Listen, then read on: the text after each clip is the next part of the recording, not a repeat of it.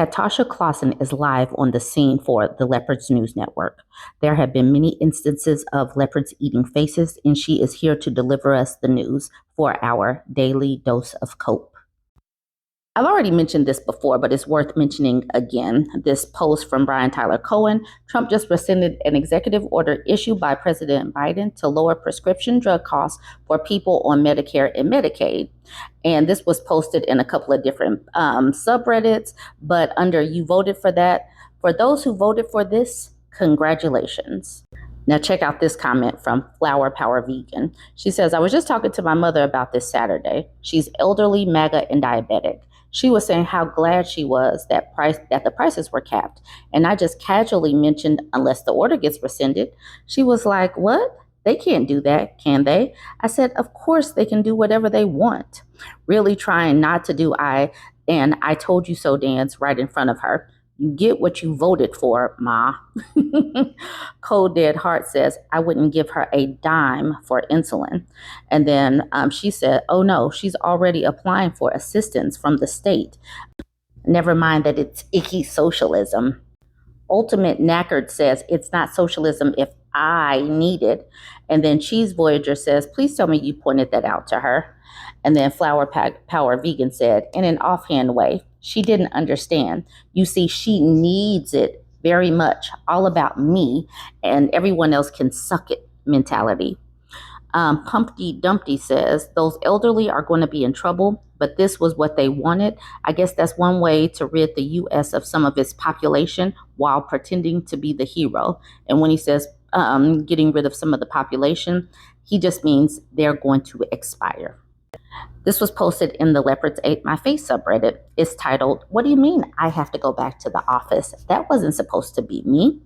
Danny says, "My Trumpy neighbor from across the street, the one who taunted me with his Trump signs, just got his funky butt ordered back into the office full time. He works for DHS, said he didn't know about this and is taking care of his elderly mother. Is everybody in the country gone mad?" The crazy thing is, this is about to impact a lot of people, and people voted for this. They didn't know that they voted for this, but they voted for everything that comes along with Trump. And Elon Musk and the other billionaire class business owners have been pushing to get people back into the office. I don't know why they didn't follow any of this news. This is on them for being so silly. I have empathy. I have sympathy for the people who didn't vote for this that are impacted, and I'm going to do some post about that later on. But the people that voted for this, MAGA people, I have no sympathy. They better figure this stuff out. Lurks around here says, "I knew Trump's term was going to be a poop storm, but I will say it's nice to see MAGAs not even being able to celebrate or gloat for one single week before their stupid decision backfired on them with these types of consequences." And then Mario says, "I swear Trump voters are the only people who hope their candidate does not fulfill their campaign promises." Right. They're like, he wasn't serious when he said that. Then why did you vote for him? Like, what was the point? Two Row K says, so many Trump voters claimed all the horrible stuff Trump promised to do was just to taunt the Dems and that he would focus on the important stuff once he is in office. These people are literally mentally ill. With Not Yo-Yo says, "I could just barely justify falling for that if this wasn't the second time on this ride. Anyone making that argument this time is either too stupid to be worth listening to, or they think their audience is so stupid they will fall for anything." Adjective Noun Numbers says, right? They already had 4 years of "he'll be more presidential tomorrow," followed almost entirely by a 3 a.m. tweet storm from the pooper. But don't worry, this time will be different. Historical Night said, "If I had $1 for every time I heard a Trump 45er say, it wasn't so bad the last time, they still don't understand that good people were there to run interference. We don't have that basic morality and decency, that decency defense anymore. Now he has poopy people running the country. Government is not meant to run like a business because it's really an effing nonprofit whose purpose is to solve big issues the masses can't control. You need an empathetic leader to be successful that will act like a parent for all that understands it's a thankless job. That's how I know he is a poopy person, because he is craving praise for the most thankless job to have. And then this person hones in on government is not meant to run like a business, saying every Republican needs this tattooed on their forehead. So Mesoteric says, I just lost $800,000 on the Melania meme coin instantly. I think I'm going to cry. This was all my money I've ever made in crypto. At Jupiter Exchange, you verified the coin and the liquidity wasn't set up correct. How can you be this incompetent? How can you be so incompetent to put all of the money that you've ever made into a meme coin? What is wrong with these people? These people deserve all of the bad things because they are so silly. That's what they are. They're silly. Then we have this dude, Dave Portnoy. He's one of the founders of Barstool. He bet on Melania and actually Donald Trump's meme coin, and he lost $200,000 on Melania. He says he sold his Melania meme coin at a $200,000 loss. Can't win them all. Shoot or shoot.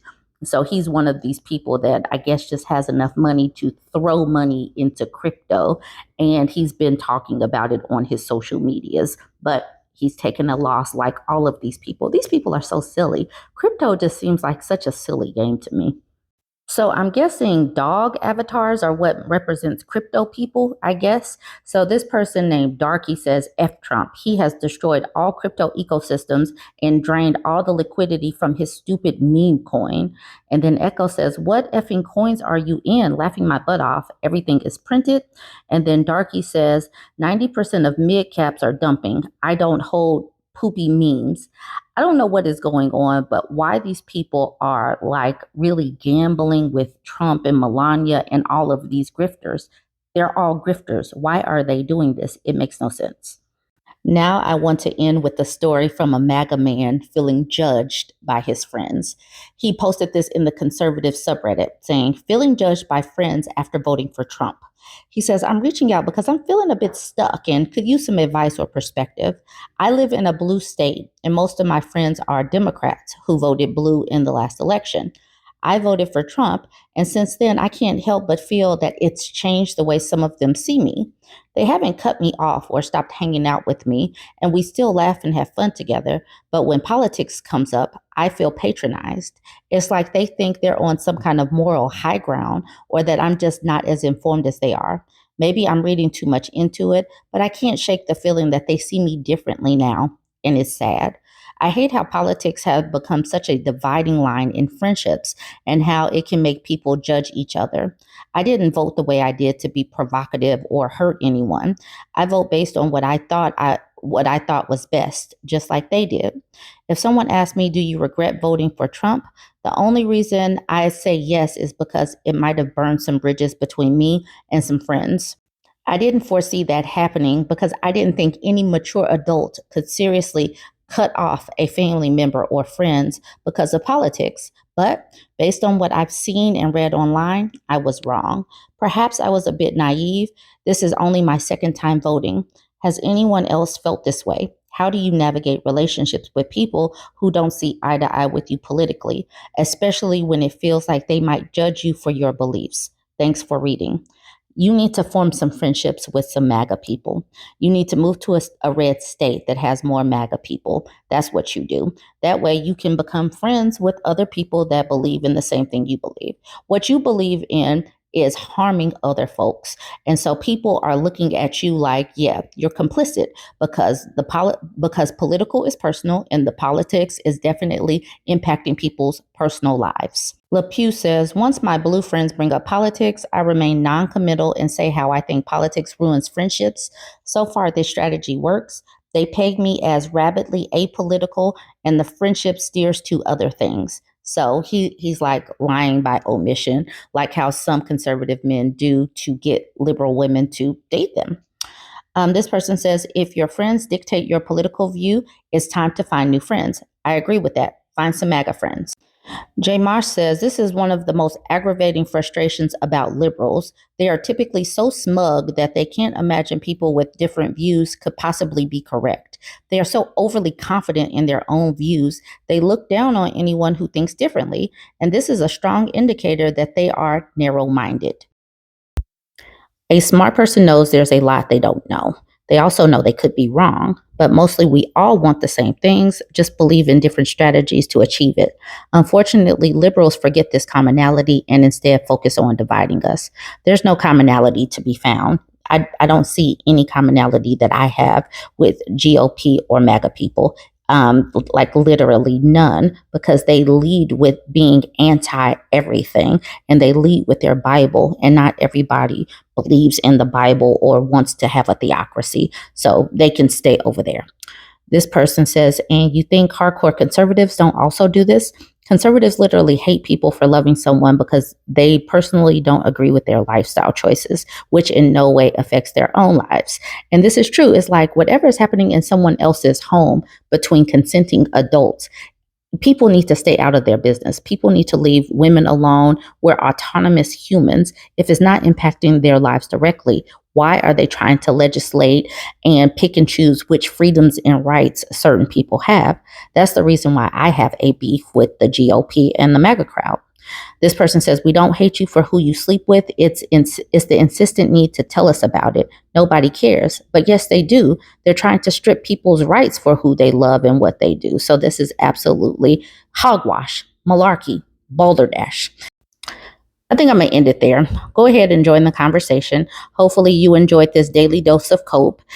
Tell me what you think. Don't forget to like, comment, and share. And if you made it this far and you're not yet following me, go ahead and smash the follow button. I'm trying to get up to 70,000 subscribers.